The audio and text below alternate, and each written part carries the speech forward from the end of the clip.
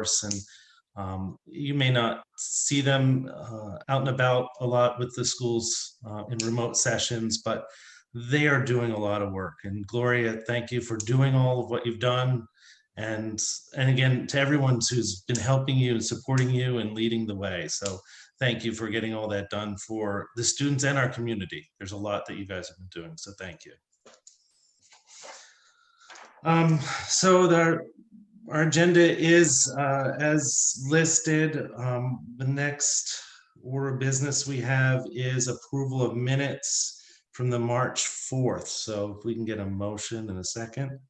Move to approve. Second. So we had Heather and Kate second. So Mark, for us, are we taking a roll call and Yes. taking, are you writing that down or am I? It's being recorded, and I believe Okay. Gloria's taking the minutes, but it is being recorded. And just for the record, you're okay as long as you announce the name of the person who made the first and then the second, but you do need to do a roll call vote Okay. for any motions. So I'll go around and start that. So Teresa? Here. Heather? Approve. Charlie? Present and approve. And Kate? I can see your lips, so you said present and approved. Okay. All right, great, thank you. So we are to the approval of the voucher. The last voucher that I understand that we have seen was from April 9th. It was for $61,862.29. That all went through and was completed. I always like to see if anyone had any questions, even though that's been in the past. So are there any questions about that voucher? Okay, seeing none, hearing none, we'll move on. So we are on the public comment. I do not know that we had received any public comment. I know that I did not see any. Did any come through to you, Mark, for tonight's meeting? I'm not aware of any yet, Todd, and I'm just checking now with Selena. If anything comes in, I'll let you know. And certainly if we get anything during or after the meeting, we'll report it out. Okay. So we'll move on to reports and updates. So Gloria, you have a lot going on, so you can't wait to hear. All right, thanks, Todd. I appreciate it. And thanks for the thank you earlier. We wouldn't be where we are without the work of all the teachers and the ed techs and the few crew that are on my wellness team that I'm going to talk to you in a little bit about. It's been a pretty good effort, and we've got some good systems going at MDES that is making sure folks are taken care of and that the kids are supported with whatever kind of support they need. We do have, I have 5 new students registering for school next year that aren't kindergartners, just so you know. And so I'm working with those families. As you can imagine, moving during this time is a challenge. And then we have the corrected kindergarten registration advertisement going in the paper tomorrow. And I've shared that on the school's Facebook page and spread it around. And so our kindergarten registrations are coming in. We've put off kindergarten screening and kindergarten open house as we wait guidance from the Department of Ed and from Dr. Gauss regarding things over the summer and things moving forward for next year.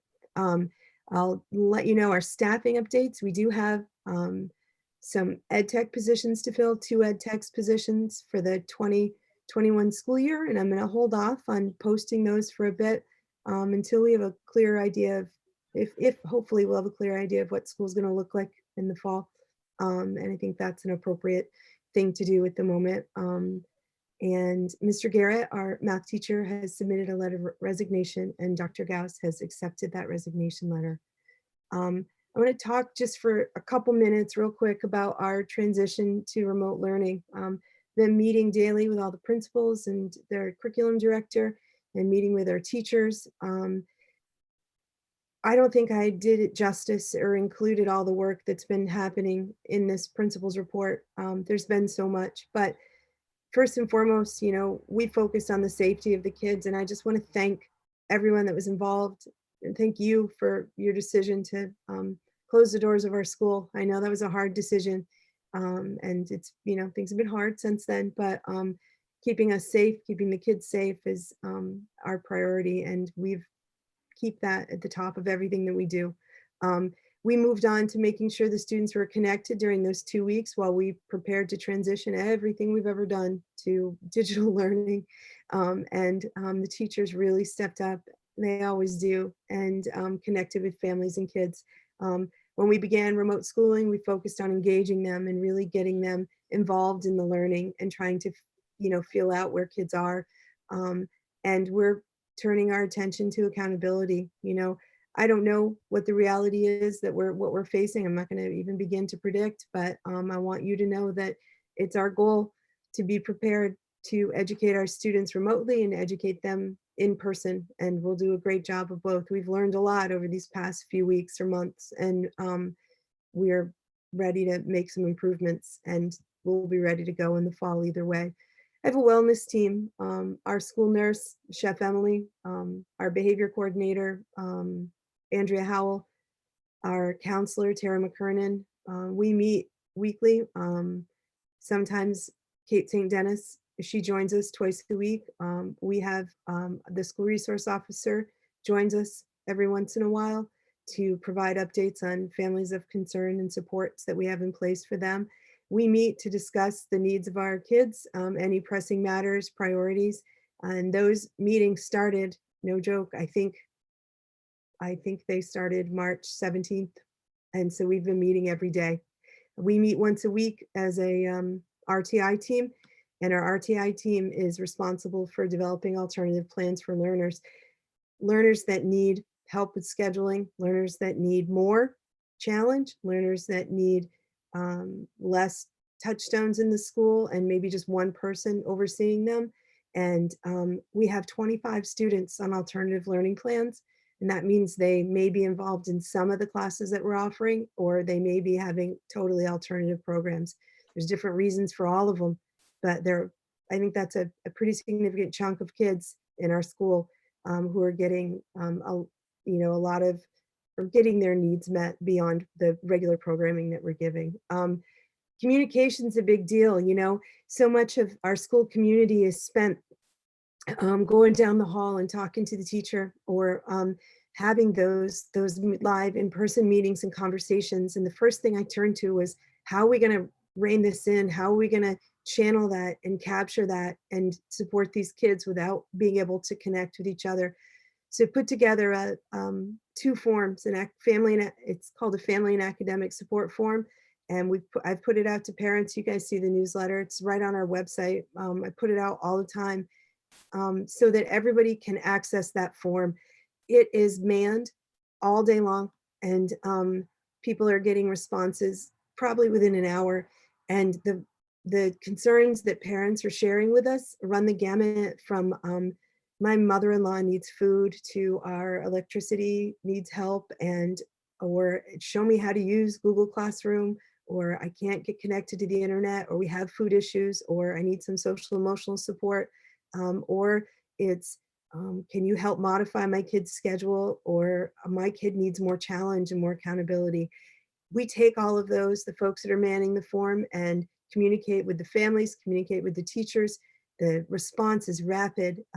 We want people to feel like we're here, that they could, reach right out to us. And it was important that it went to a central location, because teachers are, like I said, they transformed their practice in 2 weeks. And oh my goodness, they are going all in for these kids. And if you just take a look at our landing pages on the website, if you haven't had a moment to look at some of the offerings from our specials teachers, you can't get into the Google Classrooms, but there's just pure magic in there. And they needed to be able to focus on their classroom instruction so that families' concerns can come to us rather than emails all over the place. And it's worked really well. We've had 118 submissions to the family and academic support form. And anytime you guys as school committee members hear concerns from families about anything, everybody's families having struggles with different things, direct them to that. That's the best place for them to go. if they go to my inbox, they're not going to get a quick as response as they will get if they use this family and academic support form. So your support in that would be very welcome. We have a student concern form the staff uses. If a student doesn't show up for class, we find them, and we find them in a positive way, and we connect with that family and figure out what it is that's challenging or where they were and how to keep them caught up. The teachers fill those out, rather than the emails. And again, we have staff manning those forms, and we take care of those responses as quickly as we can. We've had 279 submissions since March 24th to the student concern form, and that's really working well. And again, we've 25 students and 2 more this week being added to our RTI alternative programming. We're ready, we're reflective, we're responsive to the needs of the kids, and we want to make this work. We've learned a lot in the past few weeks, and I'm really proud of my staff. Ms. Howell and Ms. McKernan have put out a Be Well blog that has some parenting support and tips and resources for families, because this is a really hard time to be a parent, to be a kid, to be a teacher. So let's see here. Miss Patty's planting that garden. If you've seen her out in the greenhouse, she's out there, and she is determined that this garden is going to be such a welcoming thing when we're all back together. And I know she's right. And so you're going to see that blossoming, and it's worth a peek if you ever go down Joy Road. I spent a large part of my afternoon today with the middle school scientists. They did their presentations on their scientific inquiries into the effectiveness of water bottles filtering out arsenic from water. They did their presentations. It was awesome. Jane Disney was there from the bio lab, and you should be on the lookout for some photos and some information from the citizen science that Sarah Dunbar has our middle school kids doing. That was so much fun. I'm also looking forward to doing some reading with the first grade next week. I really miss the kids. K1 technology, we use some of our REAP funds to be able to be a part of meeting the tech needs of our youngest Mustangs, working with Josh and Julie Meltzer and Dr. Gauss. And so those are almost here. And so the teachers have been really working hard and finalizing plans for what those live sessions are going to look like. Yes, going live with 5-6-year-olds takes magical talent, and these guys are amazing for making that happen. I just have 3 more things. The facilities and maintenance, we have 88 food bags going out on Mondays and Thursdays.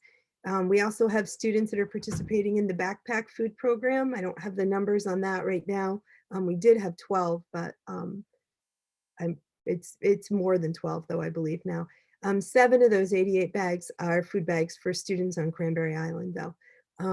Mr. Sargent and Ms. Fernald, they work to ensure that our safety protocols are in place when staff are entering the building for food service purposes. In addition to our wellness team meeting, we have an MDES operations meeting that happens every Wednesday, where we meet and talk about technology, facility use, the protocols we need to go through for safety, and any next steps. Some things we're thinking about now are how to get student belongings back to them. What's our plan later on when the school year wraps up for getting the devices returned to school? So I really appreciate all the work Mr. Sargent has done, all the work that Mr. Opalwall has done, getting everybody connected. And Ms. Fernald, it's really remarkable. These people have all gone above and beyond to do whatever it takes to keep our school running and keep our community together. And Mr. Tripp has returned. So he is sprucing up our grounds. He's begun his 2 days a week groundskeeping duties at school. So he'll be there throughout the spring and summer, keeping everything trimmed and looking sharp. And I'm really thankful for that, because I think that will help bring some joy to people, because our school sure does look nice when the grounds are taken care of like that. I could talk to you all night long about all of the great things the folks at my school are doing, but those are the highlights, and I'm happy to answer any questions. Charlie? Teresa? Oh, oops, sorry. Oh, I You're the couldn't see boss. who went first, so. Hi, Teresa. I just had a question, just about the ed tech. So the ed techs that you're thinking about filling gonna be additional positions that you, from already you have if we are back in session in September? Or are these positions that you need to fill because, people are leaving, or are they just you, because the numbers of students is coming in, or, That's a great question, Teresa. Thank you. And I apologize for not being clear about that. Jennifer Dunbar is an ed tech at our school, and she had a year leave of absence that the board approved last year, and she has submitted her resignation and won't be returning. So her position is a position to fill. And then when Andrea Howell was hired as the RTI behavior coordinator, her ed tech position was vacant. We did fill it with a long-term sub, and that long-term sub will be finishing up when the school year's over. So there's those two positions. Thanks, Teresa. Charlie? Related question, Alex Garrett. I think Mhm. everybody was excited about it, math teacher. Too bad. I don't know. Obviously, we can't talk about what happened, but I assume that that'll be an open position to be hired over the summer as well. Is that correct? Yes, I'll be meeting with the middle school team, and I'll have more information for that, about that for you guys next week. Kate, did you have a question? No. Oh, there we go. So, so for internet access, how are we doing for getting all of our families and students connected, and for our teachers and That's support great. staff? We put out an internet survey at the beginning of all of this. That was the first thing that we put out. And there were Wendell did a lot of one-on-one consulting with a lot of families, and was able to take advantage of some of the deals that have been offered through Spectrum and other companies. And so he helped finagle or organize some of those. And we also, I got a hotspot from the Island Institute for a student. My last student was connected about a week and a half ago, 2 weeks ago now. And so we've also helped staff as well, make sure that their internet works, so they're able to connect and do their jobs. So we're all connected right now. But like I said, the K1 students, first grade's gone live a little bit with Miss Cullen, but the kindergartners haven't had live sessions yet. And so we got a bit of a learning curve ahead of us to make sure our kindergartners are all live and connected, so they're all set for next week. But they have internet service. We've made sure that. So we're at 100% for our teachers and close to 100% for our family and staff, Yes. or family and students, or at 100%. I'd say we're close to. I think Okay. that there's some shared families where students have access at one house and not the other. And so, but we're pretty close. People are connected, and if they're not, people's bandwidth varies too. So I think I just upgraded mine, set that up for the end of the month, because with 3 of us on, it's hard. So I hope you guys are hearing me now. So I think we're close to 100%, but I don't want to, I Yeah. can get that specific for you from Wendell. And so I guess I was getting to another question with that is, I mean, I don't want to go too far into the future, but do you believe that that's something that we can retain into another school year, that we would retain 100% or close to 100% internet access for our community at MDES? That's something we're going to need to think about, because some of the folks that worked with Wendell, and is he here? He was. I don't know if he's still. Wendell, is. you still here? Yeah, that's I'm what still here. Is it okay if I defer to him for a minute? Yeah, absolutely. Yeah, I'm just concerned, Wendell, that some of the deals that families were set up with are like 3-month deals for free, and then they end up being quite pricey. So that's something that I'm a little concerned about. Yeah, we'll have to work with some of them. Spectrum wants to sell people after the 90 days free on a more expensive account, but they do have a $29 account if you specifically ask for, which helps. And I think Fairpoint has some similar plans. They try to upsell you, of course, and we'll have to probably maintain a couple of hotspots for some families that don't have the ability to connect to either Spectrum or Consolidated without, installing a telephone pole or claiming. I did have one family successfully convince Spectrum that they were a business account, and then they were able to run 1,000 feet of cable for free for them. So, which is normally quite an expensive thing. So there is some flexibility there, but it is going to have to be continually looked at, I think, as we go forward, if we're going to continually need this kind of stuff in the fall, which kind of looks that way at this point, I think.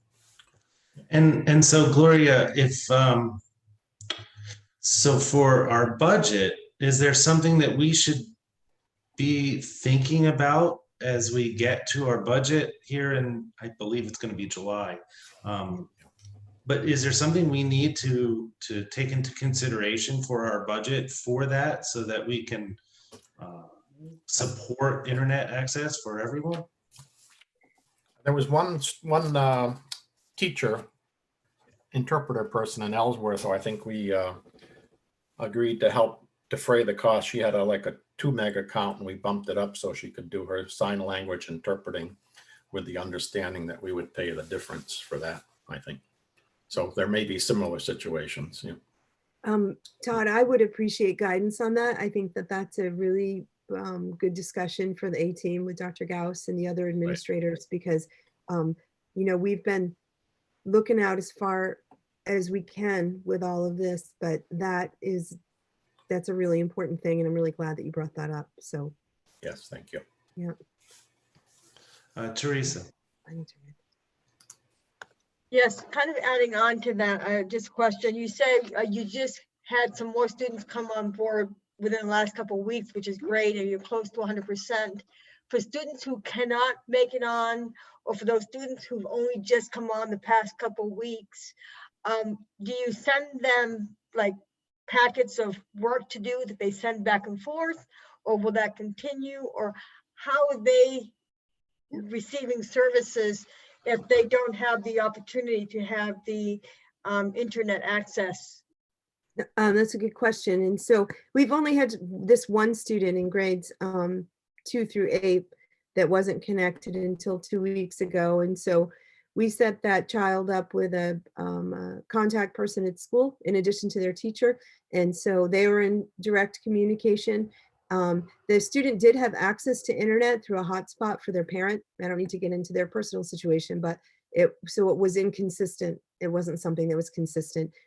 Also, I had to tell you, our little Mustangs take care of their own. So her classmates reached out, and there was a lot of help too. So the whole school community kind of rallied around and made sure that student was included. But our protocol or a process that we're following is that there's a staff member assigned to any student who's in a situation where they need and where they have need. And that person is responsible for communicating with that family and communicating with the teacher to help the teacher out. And it's been working really well. So even though that situation wasn't ideal, that student felt the love and was really taken care of and connected. Thank you. You bet. So again, for that, and talking about budget, it seems like along with the need for connection, there may be an extra need for technology if we need to go that route for next year. And I can't recall right now how we go about acquiring all the laptops that we need and forecasting those needs. But it seems to me that those needs will be much larger if we need to go that direction.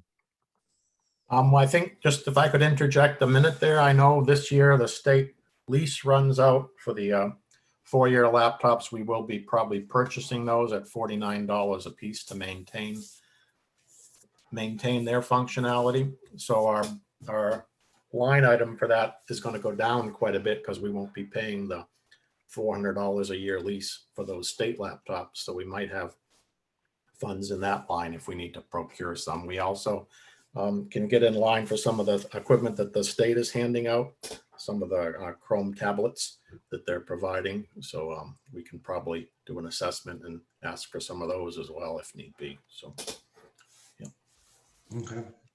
And what's important to me, and the why I know what I'm sure you know why I'm asking that is because I want to make sure that we have these conversations as soon as we can, as we're working through the budget and being as prepared as we can be for the fall. So, Yep. The only really other topic I wanted to ask about was the end of our school year, which we voted on the other day. So we have that as June 5th. And I know that, I had expressed what I believe is a need, and it seems like you guys have answered that need of having some sort of end of the school year, either evaluation or parent-teacher conference, or some sort of conclusion for our parents and students about this year and where they are, where they're going, what they need for next year.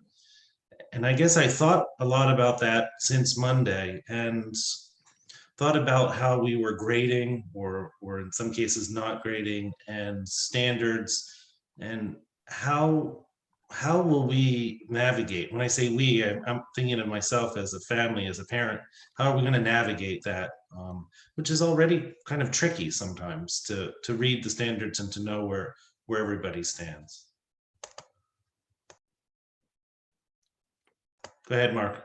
Yeah, if I may, just before Gloria mentions anything, the administrative team has been working really hard since past Monday and prior to that, frankly, on those questions.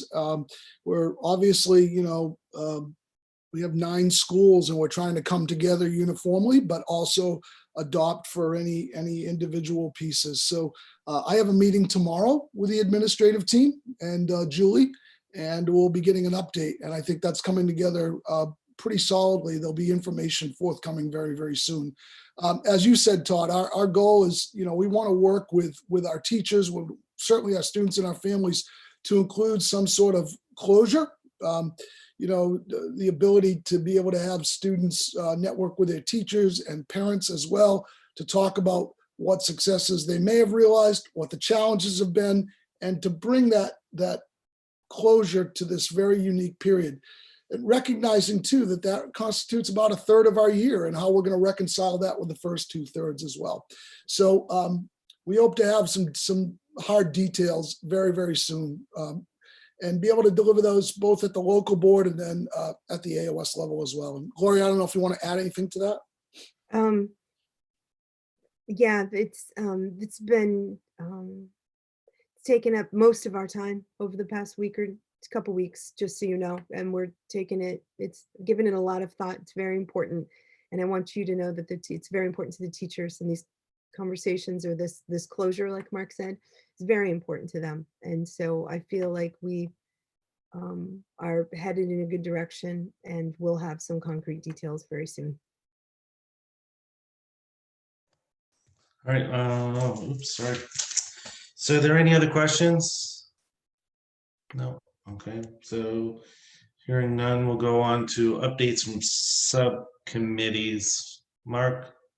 The only thing I have, Todd, obviously with the COVID-19, a lot of our regular groups and have not met, but we are looking to stand up a policy committee meeting at the end of the month. I need to circle back to the group and find out through them what the priority is right now. There may be some things that we haven't looked at lately that are really relevant. So we may want to circle back to those and do some work there. But looking to, I think it's, I believe it's May 28th. We're trying to schedule something for that date.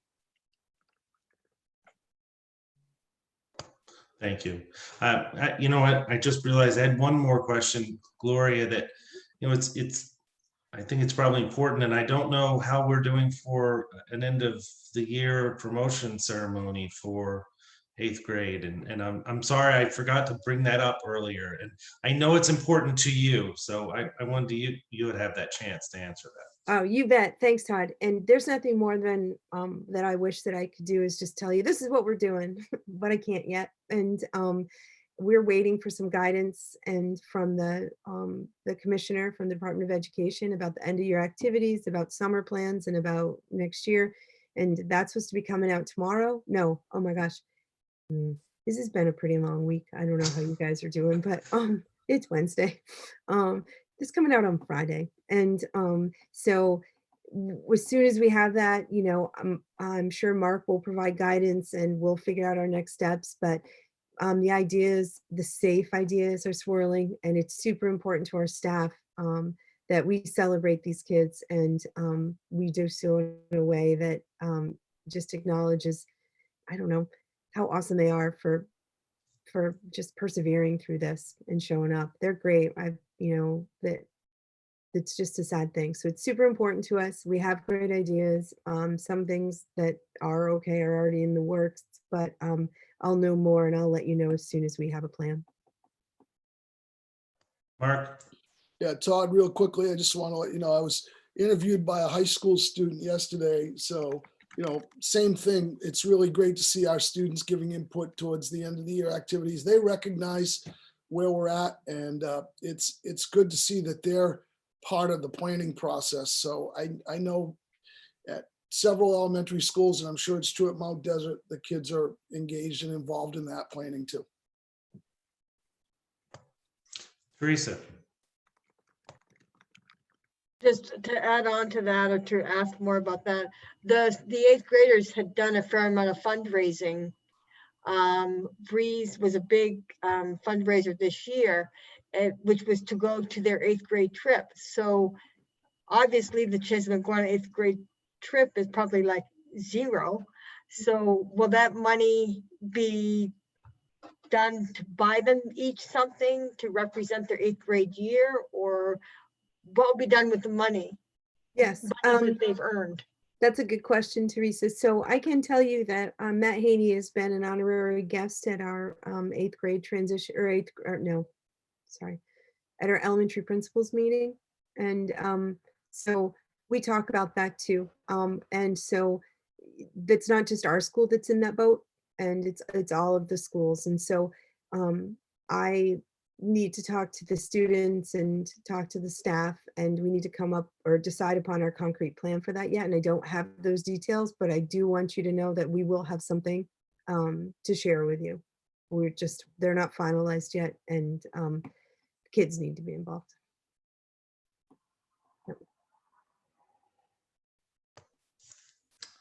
Okay, so principal's report, update on subcommittees. So discussion items, we have 2.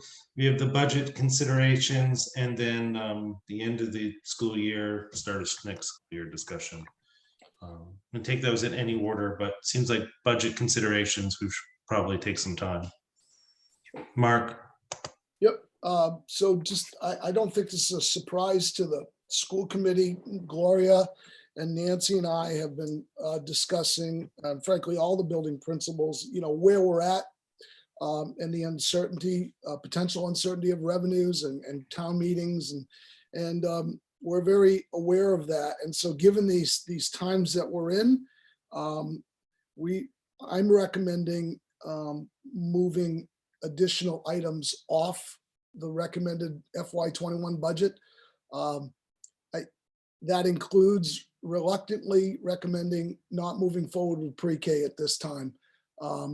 That is consistent with my recommendations across the district. Certainly that's the purview of the school committee, but I think it is the prudent thing to do to position us for what potentially could be some very uncertain economic times before us in all communities. And we're in good stead. The last thing I ever want to really compromise is capital and facilities, but I think where we're at with our facility right now, we can get by with a year of putting things on hold. We really had done, and Gloria had done a fine job with her staff, with Leon and others, addressing things. So we don't have any life safety concerns. And certainly if we did, we would not be putting those pieces on the table. But we had something on there for grounds and maintenance. I believe it was some pavers. And again, if there's any safety considerations, we'll address them. But a major item like that at $33,000 in addition to $180,532 for pre-K. We just can't with good conscience move that forward. So that would be our recommendation at this time. Certainly Gloria and Nancy, if you want to add anything, please do. And then we can go from wherever the school committee would like to proceed.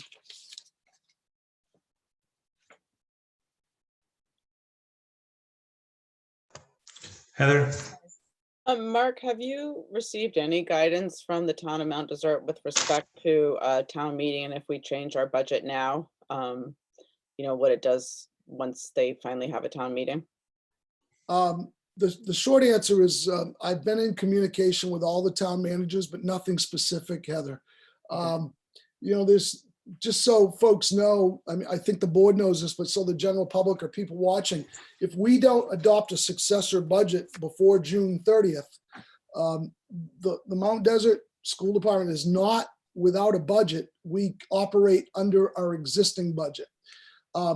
That's not necessarily a bad thing, but it's not a good thing either, because any of our contractual obligations, including insurances, contracts, so on and so forth, we have to meet and honor those. And we have to do that with a budget that may in fact have less,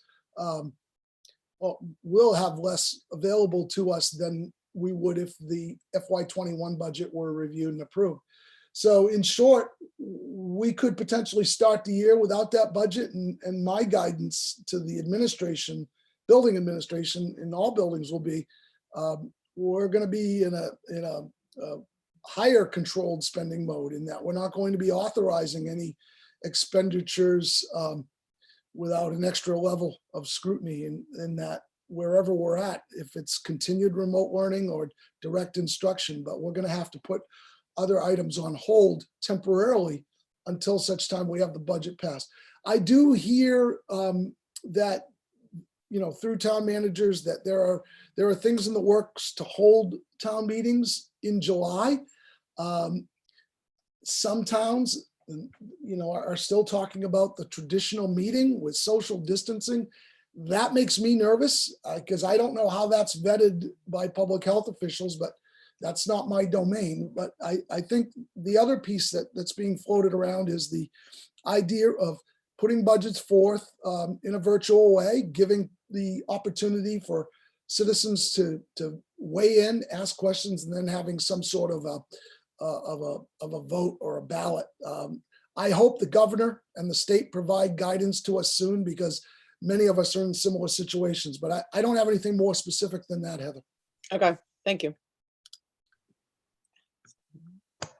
I know Charlie's not here right now, but I did get information back from the town clerk, who said that yes, the Charlie's seat would continue onward until the election happened, and then of course the election would happen and we would have a new committee member. So I know that was on a question that we were having, but it does continue on until that happens. Okay. So Teresa? Just, do we have anyone that's interested in the position after Charlie steps down, or, because I haven't heard anything about anyone showing interest, but I haven't really been listening for it either.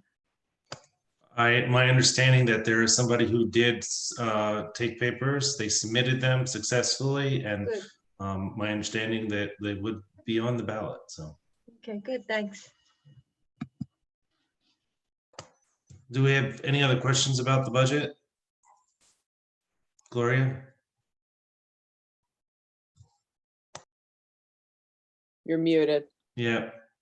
Gloria, you're So okay, there you go. sorry. I should like That's leave all right. points every time I do that. To keep in minutes, talking. Do you need to vote on this because we made a change? Well, Todd, Yeah, Mark. that was going to be my point. Nancy, are you still with us? Yes, I am. So Nancy, just procedurally, the school committee adopted or approved that budget and forwarded it on to the warrant committee. And so procedurally is it appropriate? I'd like to recommend, but I want to make sure this is okay. Is it appropriate they revisit that, and can they revisit that if they choose to on those additional items? how would you recommend we proceed? If you, probably what you should do is vote a revised budget. And I mean, the school committee needs to do that, but I don't think, because of the whole charter and the process, I think the changes will have to happen on the floor of town meeting or whatever, however they do that. But yes, you should, because otherwise you've only voted on that original budget. Right.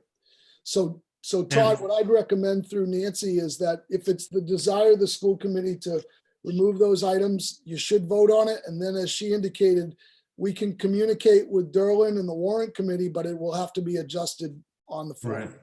Is it, my understanding, the warrant is already written, but not necessarily published, right? I'm not sure. Nancy, do you Okay. know? I believe that things are finalized, but I'm Yeah. not sure, Okay. because of the charter and everything. Okay. All right. So we will take a vote. So first, are there any other questions about the budget and changes? Gloria? This is what I meant to say. I'm just sad that we had to remove the pre-K programming. I know it's the right thing to do. There really isn't a choice. But I just want to put it out there that I look forward to coming back and addressing that at a, hopefully next year, that it's a possibility, because I think it's something that would really serve this children in our community well. And I appreciate all of your support on that. So, but that was a tough one to lose. Okay. Kate? Don't forget your mute. Kate, sorry. If I had control, I would be able to do it, but I can't. No, that's all right. I was hitting my space bar, but I guess it wasn't registering. The good news is that you've done all of your legwork. And so, if it can only get better refined as you're, passing through the next year, that you'll be even more prepared the next time. So. Okay, thank you. So we will take this to a vote. So we need a motion to do that. Usually we have that figure when we're making that motion. I think we do. So, and I would think I got that figure right here. Hold on. Yep. And so revised budget, MDES. It should be the 4466219. Yes, that's what I see. So I have a revised budget for the 2021 school year of 4 million, my eyesight, $4,466,219. Yes. Okay, I move to approve the revised budget, utilizing the number that Todd said, $4,466,219 I second it. for the So we have- 2021 school year. thank you. So we have Heather with a motion and Teresa with the second. Okay, Yes. great. So we'll, are there any other discussions or questions? Heather? I was just going to say, Gloria, I do totally understand. And I'm sorry that we have to remove these items from this budget. But as Kate said, the lion's share of the work is done. And hopefully then over this next year, we can get all those details worked out and move forward. So Yeah. thanks Thanks for for that. everything that you and Julie and the team worked on with respect to pre-K. Thank you. Thanks. Okay, so we'll move on to a vote. So Teresa, Yes, Heather, Yes. Kate? Yes, and for myself, yes, I approve. Okay, so that's a vote. Thank you. Our next discussion item is the end of the school year. Mark? Excuse me. Just to that last vote, we have permission to send that information, obvious, to town office, and thank you. Yep. All right, just Yep. want to check. Thank you. I mean, I think we all agree that there was a lot of work done towards that budget to do a lot of great things, the pre-K one of them. So I wonder if maybe when we forward that on, that we can express that too. Yeah. Mhm. We'll also reach out to the warrant committee and thank them for Yeah. their support and as well. They offer a lot of support. I think they were excited about that pre-K, so they probably Yep. they probably need a little note with that as well. So, Yes. Thank you. okay, so we're on to that next discussion item, end of school year, start of next. So is that Gloria? Mark?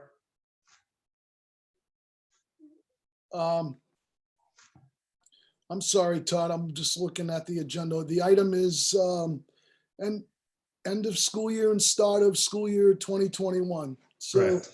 we talked a little bit about that in terms of the work that we're doing with the administrative team. And I see that Julie has joined us. And Julie, I just gave an overview and Gloria did to the board that we're working hard with the administrative team to finalize some details, which we'll provide to the board and the community, that will talk about how we're going to bring positive closure for the year for our students, for our parents, and for our teachers. I do know, I think the second part of that piece, Todd, just alludes to the possibilities of what might happen in August. Are we looking at doing some additional work with our teachers then? And do we anticipate moving or continuing on with remote learning, or is it going to be a varied platform? Am I on the right track there, Todd? Yes? Okay. So, Yes. obviously it is a moving target right now. Let me emphasize right now that everybody, including myself, and certainly the kids, everybody wants to return back to our buildings and our schools. And that's our goal, no question. We've got a lot of groups that are reaching out with input, feedback, and supports, but I have to underscore the fact that, and I say this carefully and respectfully, but the governor's orders on reopening the state applies to businesses, not schools. And the standards yet haven't been even discussed, developed, or vetted in terms of how we're going to determine how we can do that safely and consistently. And I know that people are working very hard on that, but I don't have details right now. I think right now, the forecast I have to give you is that we have to anticipate that in some way we may continue with some form of remote learning. I hope that's not the case to start the year, but when we're looking objectively at the science here, doesn't matter what media outlet we get our information from, but if we look at the science on this, it's clear that this is going to be a long-term event. It's going to ebb and flow. It's also clear that by virtue of the density of our communities and exposure, that we've not seen that tipping point yet. So we're not in the same place that many other communities are to the south of us, or certainly in the urban areas. We're going to learn a lot from those communities. And I can't say enough. I think Julie predicted some realistic scenarios. There's probably one of four things or a combination thereof that we're looking at.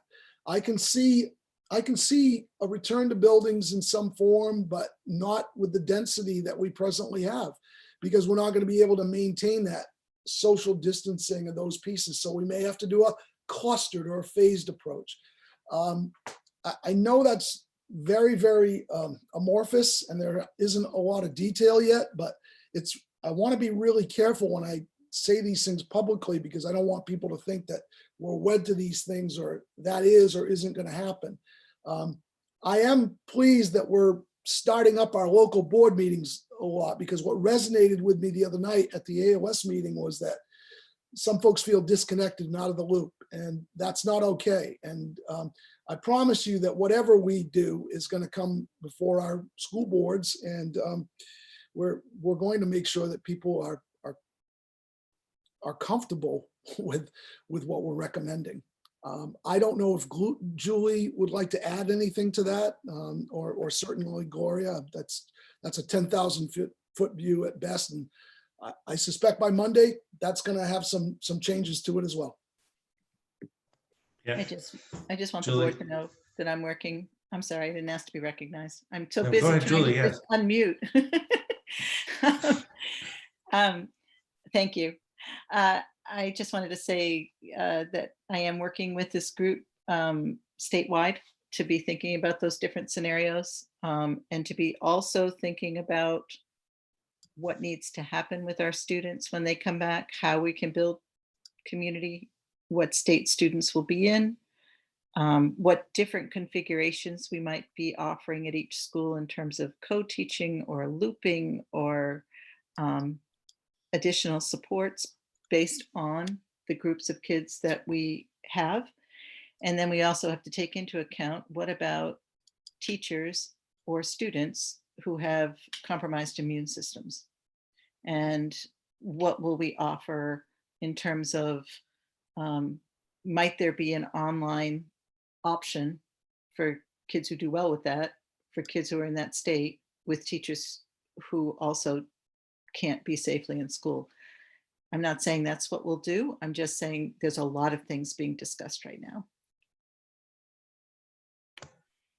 Thank you, Julie. Gloria, did you want to add anything? Yeah, but we talked that, I'll give you guys information. We have end of the year information to share with you, and that's something we're working hard on. Same with the beginning of the year. I can tell you that we're collecting data, we're reflecting, we're modifying our response and our practice all the time, and that it's really important that that engagement and that accountability is something that we're focusing on as we move into next year.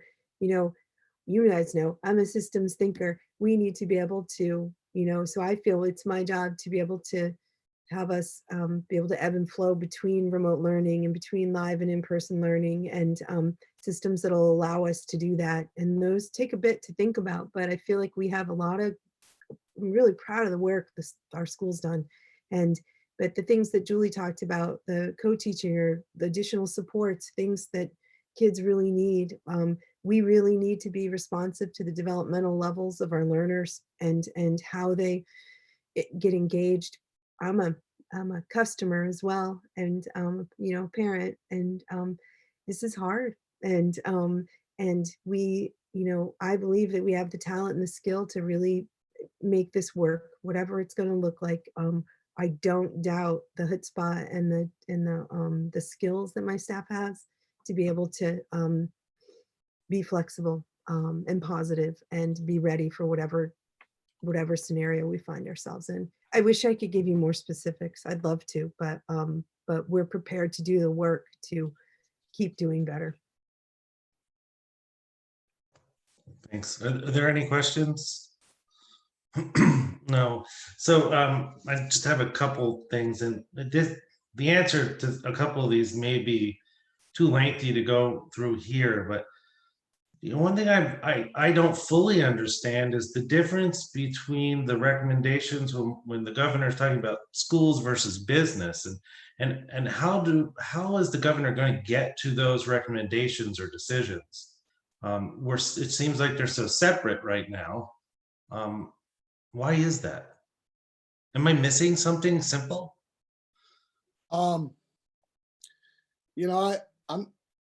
I'm going to be real careful because I'm certainly not a lawyer or an attorney, but I think the rules of engagement are just, they're different for businesses. You have the general public, you have commerce, you have what's deemed to be essential services, medicine and food, whereas educational institutions and facilities are a little different. It's not as open-ended. Even though they're public schools, they're not necessarily open to the public at all times. And we have to safeguard, as Julie said, potentially students that may have compromised immune systems and or staff. I don't really have much more information to go on, Todd, because we're, like yourselves, we're not receiving a lot of details. I'll give you an example. The guidelines to reopen talk about groups that may be, or gatherings may be less than 50, but what's the parameter to assess whether or not those people even coming together are safe and healthy? That's a question. I don't know the answer to that. And then the whole question about how we can determine whether people are okay, whether or not they are symptomatic, they carry the antibodies.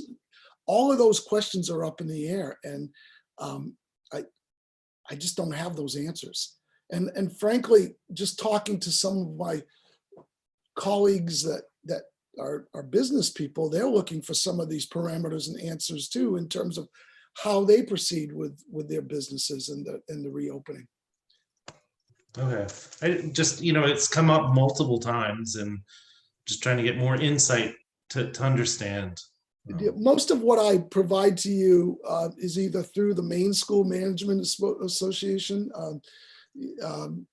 the Maine School Superintendents, the Maine Principals Association, and certainly the Department of Education, who is in direct conversation with the governor. So those are the guidelines or the guidance that we get. And as Julie mentioned, she's serving on a task force statewide. Matt Haney is. So we have key people in those conversations.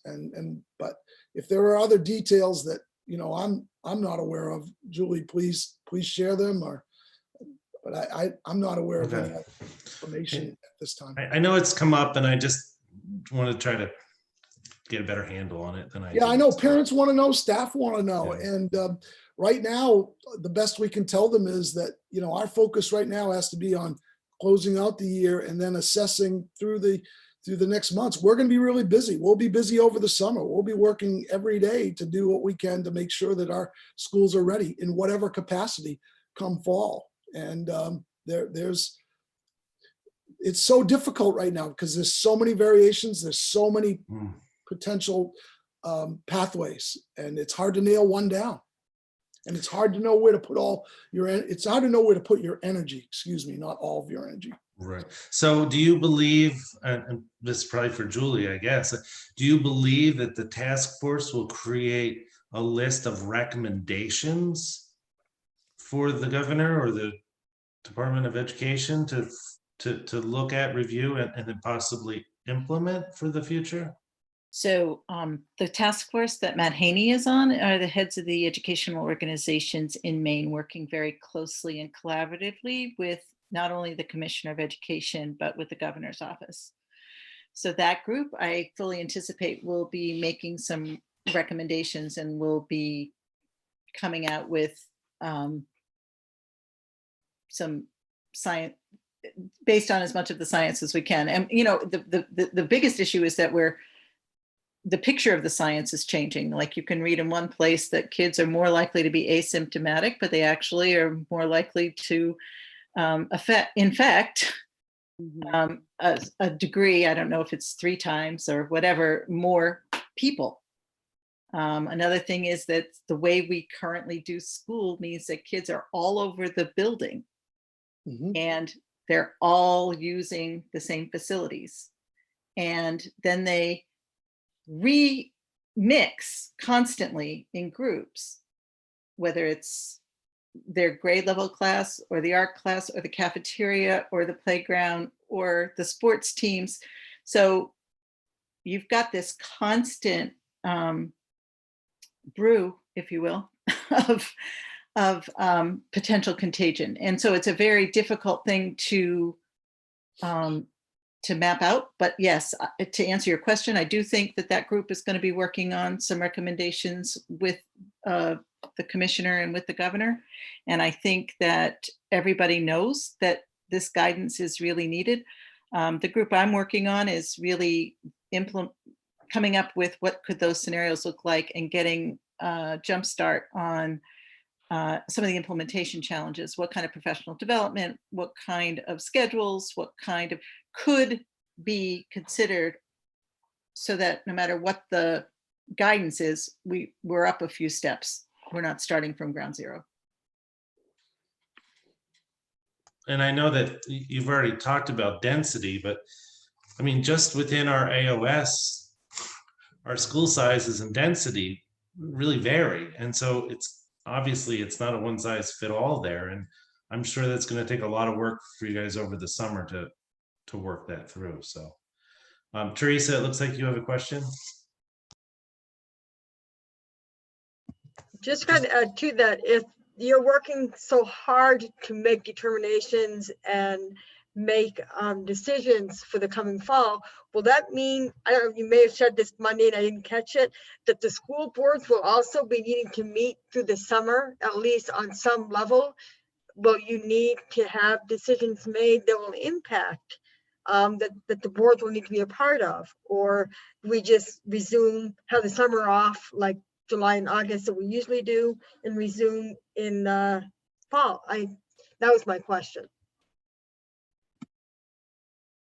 I certainly, Teresa, I certainly think that there'll be meetings through the summer and we'll be making recommendations to meet through the summer. We'll work through the board chairs, but I think, obviously we're going to be respectful of people's time and the time of the year, but I can't see us not meeting. There's a lot of important information and decisions. And, again, my takeaway the other night was that board members want to be involved. They want to be included. They should be included. So I do see us meeting over the summer at a minimum, at least at the AOS level, but I dare say probably locally too, because of what came up. We're talking about budgets and we're talking about opening of school plans. And it's important that you folks are kept in the loop.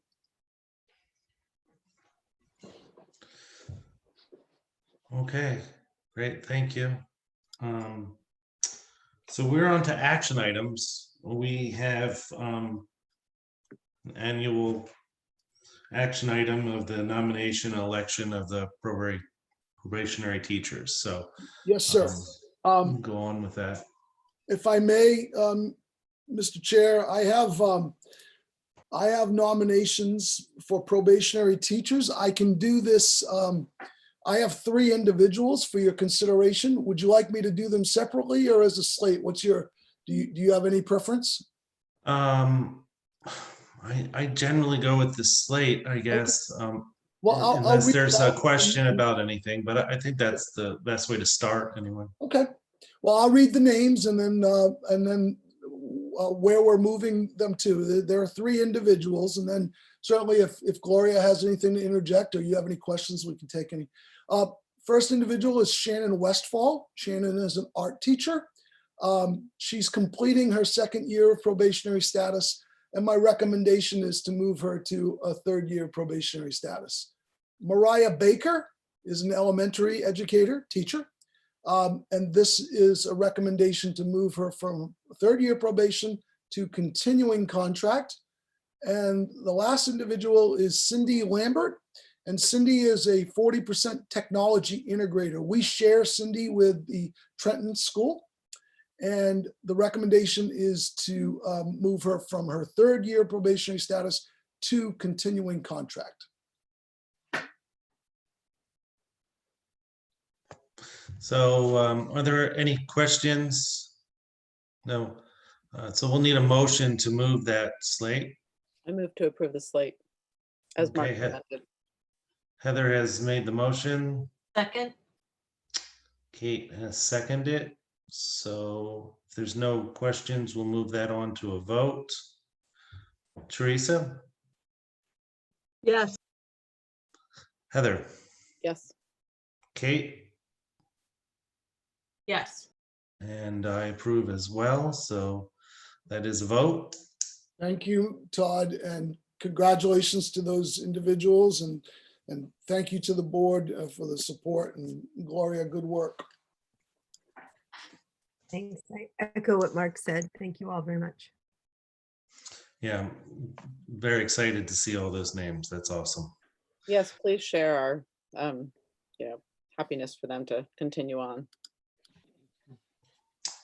So on the agenda, we have gone through everything. We're now down to other business. Seems like there's lots of other business ahead of us here, but is there anything that we need to bring up that we haven't so far today? Heather? I was just going to say, I received an email yesterday, I believe, from the Maine School Boards Association. There was a regional Zoom meeting about a month or so ago. I think Todd, you were on it and I was on it. It's for next Thursday, the 14th at 6 p.m. And the topics that they're suggesting are updates on school unit budget meeting process, remote distant learning successes, challenges, what we've learned, working at board meetings with consent agendas, and challenges with social media use by school districts. And I put it on my calendar to at least listen in. Mhm. Yeah, that it was, you're right, Heather. I joined in on one of those meetings, and it's simple to get in. It's just like this, and I learned a lot about Mhm. about the group and about the topics. So Yeah. it is worth it if you have the time. Yeah, yeah, I put it on my And thanks calendar. for bringing that up, Heather. Can you tell me the name of that organization again, Heather? It's the Maine School Boards Association. So this is for school board members in Washington and Hancock counties. They did about a month or 6 weeks ago a statewide one, and then they started doing some regional ones. Are they called webinars? It's a Zoom meeting. It's a Zoom, yeah. It's a Zoom meeting. Yeah, it's a back and forth. Julie, I see you have your Yeah, hand just up there. really quickly, Mount Desert will be the only local meeting that won't have that vote to have Bar Harbor be the fiscal agent and Oh. to have the title stuff because we didn't get it on the Yeah. agenda in time. So I just want to make sure that there's some note made that that needs to get on the next agenda. Thanks for bringing that up. I wrote that down, wondering if we could have added it to the agenda, but I don't know. I don't know that answer, and I thanks for bringing that up. Heather, do you have something to add about that? No, I was reading the piece at the bottom of the agenda, and I was trying to remember if we had that, but it's that we have the right to take action. We reserve the right to take action on anything that's on the agenda. Right. Yeah. Okay. Okay. So there's nothing we really can do at this time. That's our understanding. So, okay. No, I just want to Yeah. make sure it stays in the consciousness so we'll get it the next Okay. time. So we should put that, I mean, it should be under future agenda items, but I bet you somebody will remind us for sure when we get to that stage. So we are at if there's no other business, I'll move on to public comment. Again, there's none that I am aware of, Mark. It's none that you are aware of either. No. So I don't have anything. And again, if we get anything in, we'll provide it for you at the next meeting. okay, it does seem to me that we all have to have some more education on public comment and how to enable people to give their comment in this new environment of Zoom. So maybe people aren't aware of it. Okay, date and time of the next meeting. We have it to be announced. Generally, we are the first Wednesday of every month at 4 o'clock. I feel as though we need to have that next meeting. We have a couple items already to put on there. So should we agree now that that's the next meeting, or is there some reason to hold off on that? Gloria, Mark? No reason to hold off, Todd. I mean, if you've helps, I think, for planning purposes for people to know. So makes sense to stay in our rotations and Okay. just, for us, we just appreciate local boards staying with the regular days in the rotation. Thank you. I don't even know. What is the first day, just so I have that? It would be The Third. The third. Okay. June 3rd. Okay, that's great. Thanks. I like the fact that we keep it on schedule. I think it works. We all committed to those days, and I believe our community knows that schedule to be true as well. So the next two, Gloria? Did you have something? Future agenda. Okay, Go ahead. future agenda items. I wrote down to add Bar Harbor, the vote for the Bar Harbor as the fiscal agent, right?